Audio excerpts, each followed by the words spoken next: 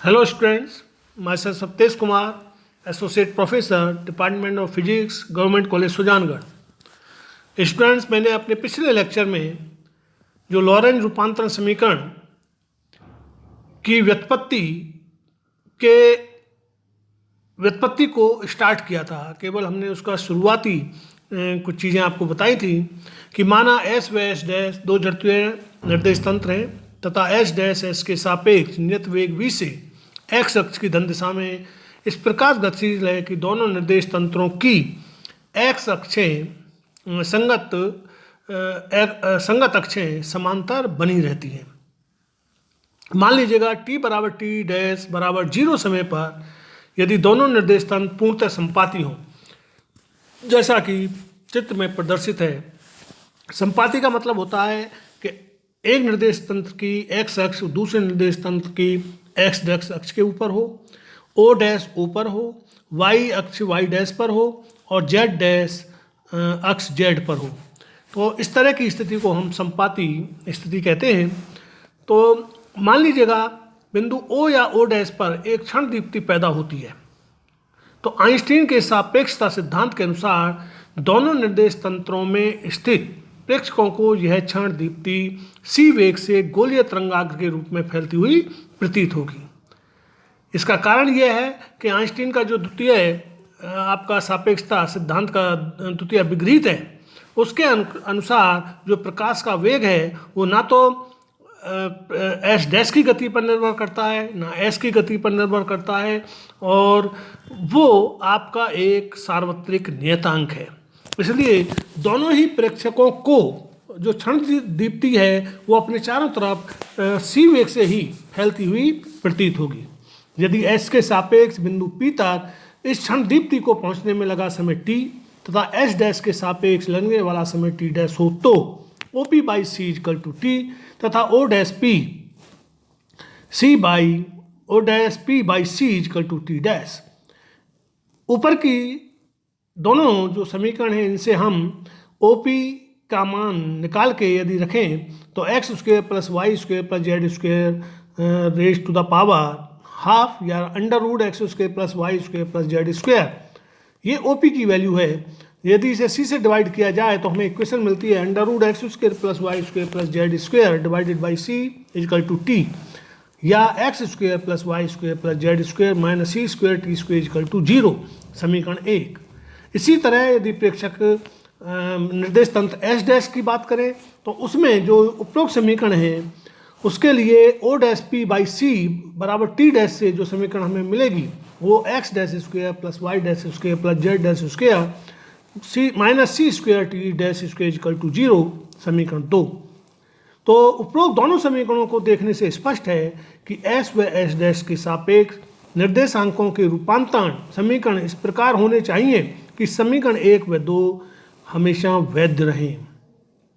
अब हम गैलीलियन रूपांतरण के अनुसार x dash equal to x minus we t, y dash equal to Y, Z dash equal to z, t dash equal to t, इन सभी समीकरणों को हमने समीकरण 3 के द्वारा व्यक्त किया है।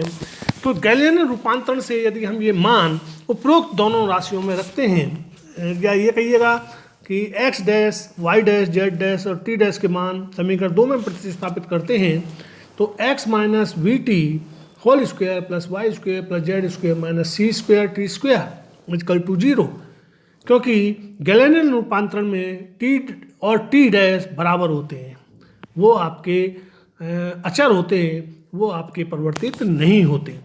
तो ऊपर की इक्वेशन से हमें X square plus Y square plus Z square minus C square T square plus V square T square minus twice X B T equal to 0, समीकरण 4।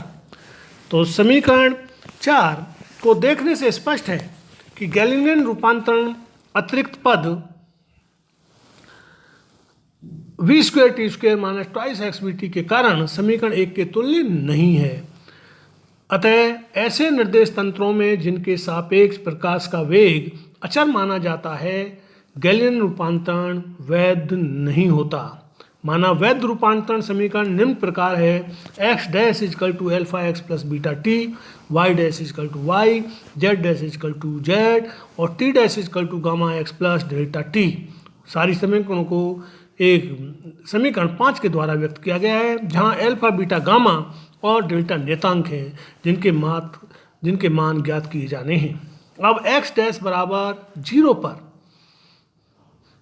dx by D T equal to V तथा dx dash by D T dash is equal to minus V. x dash बराबर 0 से देखने पर dx by D T equal to V तथा dx dash by D T dash is equal to minus V. निर्देश तंत्र s के सापेक्ष मूल बिंदु o डैश v वेग से गतिशील है, अतः समीकरण x डैश बराबर alpha x plus beta t में x डैश बराबर 0 रखने पर 0 equal to alpha x plus beta t, जिससे alpha dx plus beta dt equal to 0 या dx by dt equal to minus beta by alpha या v equal to minus beta by alpha या beta equal to minus alpha v। इसे समीकरण 6 के द्वारा व्यक्त किया गया है। तो इसी प्रकार निर्देश तंत्र s डैश के सापेक्ष मूल बिंदु O माइनस v वेग से गतिशील है, अतः O का s डैश के सापेक्ष वेग dx dash over dt dash is equal to minus v।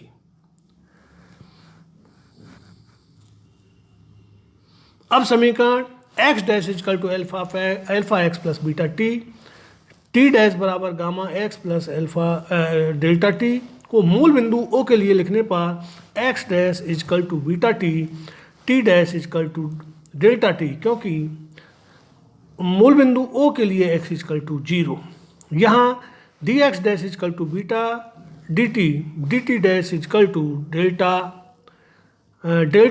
dt O के लिए x बराबर 0, इसलिए dx dash by dt dash is equal to beta by delta या beta by delta is equal to minus v के,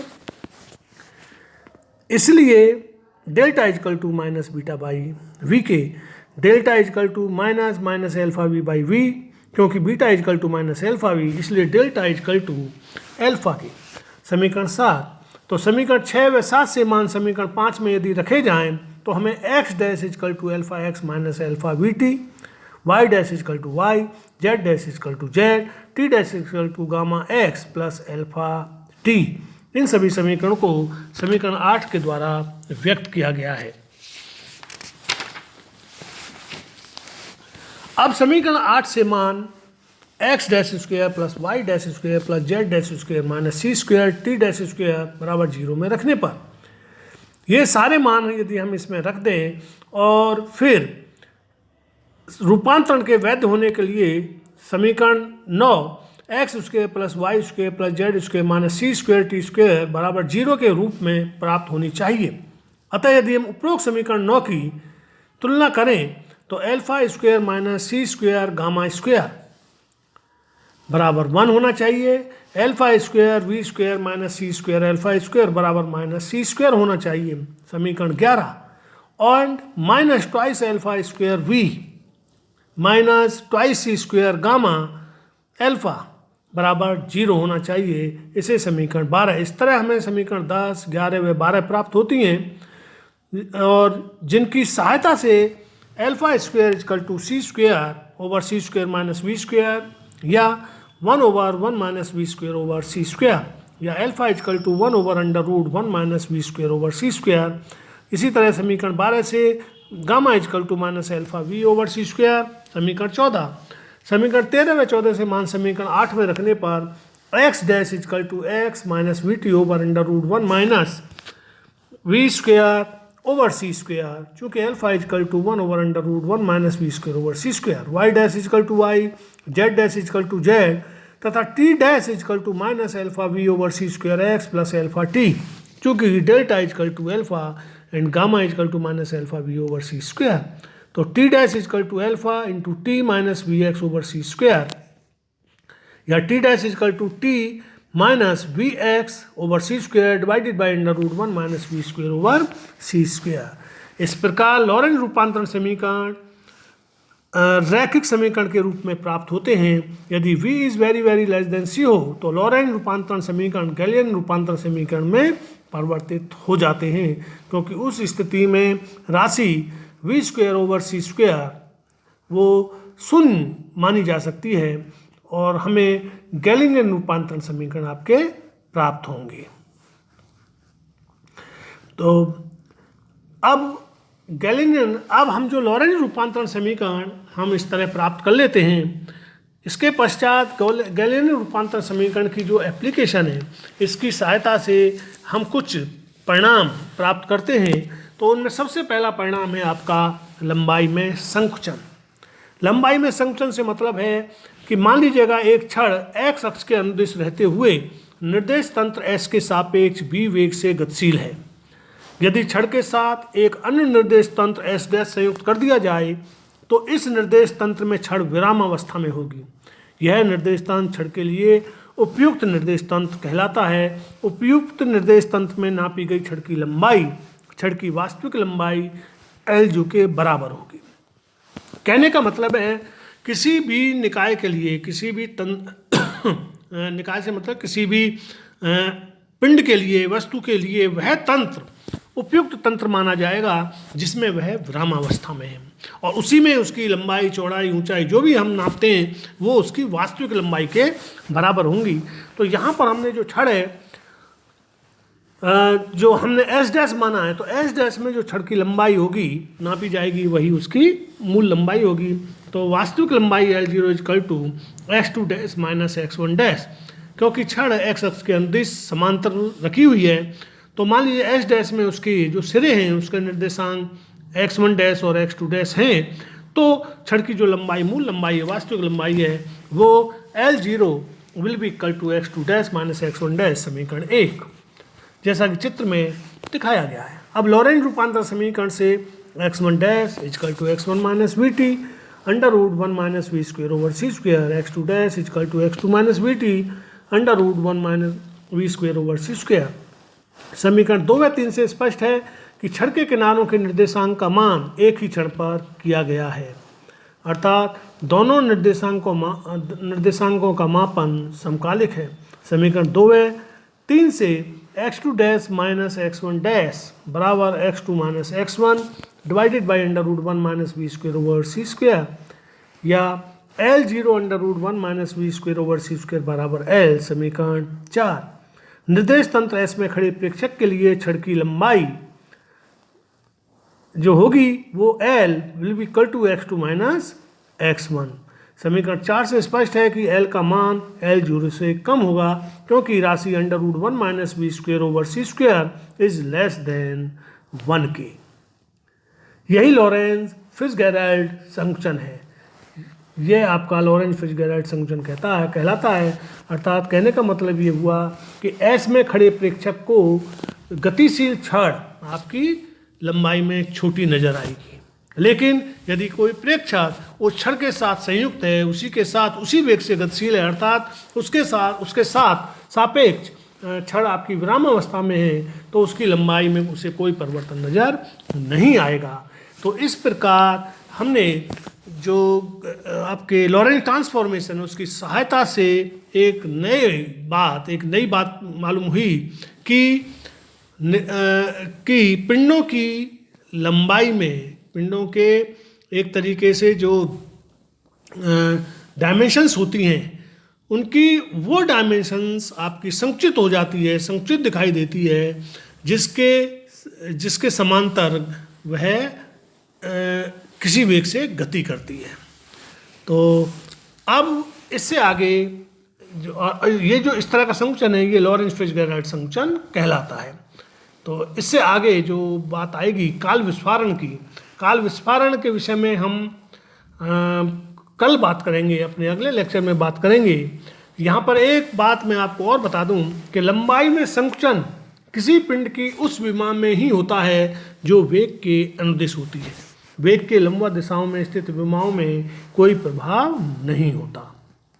तो यहाँ पर यह बात ध्यान देने की है कि संकुचन केवल उसी डायमेंशन में होता है जो डायमेंशन वेग के अनुदिश होती है, या जिस डायमेंशन के अनुदिश पिंड का वेग होता है। इसके पश्चात हम कल काल विस्फारण की बात करेंगे कि लॉरेंज रूपांतरण समीकरण से काल विस्फारण, काल समय का किस तरह विस्फारण होता है। धन्यवाद।